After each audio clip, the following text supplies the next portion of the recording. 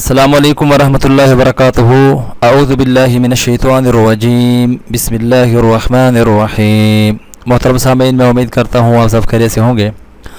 پورے دن کی کامیابی، مدد، برکت اور ہدایت کی دعا ہے۔ حضرت ابو مالک اشعری رضی اللہ تعالی عنہ سے روایت ہے کہ آپ صلی اللہ علیہ وآلہ وسلم نے فرمایا کہ جب تم میں سے کوئی شخص صبح کرے تو یہ کلمات پڑھے: اصبحنا واصبح الملک للہ رب العالمین، اللہم انی اسألک خیر ھذا اليوم وفتحہ ونصرہ ونورہ وبرکتہ وہداہ واعوذ بک من شر ما فیہ وشر ما بعدہ۔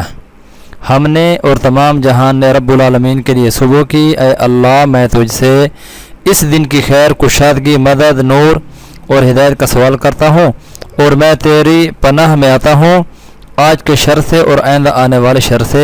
ابو داؤد شریف کے اندر یہ موجود ہے۔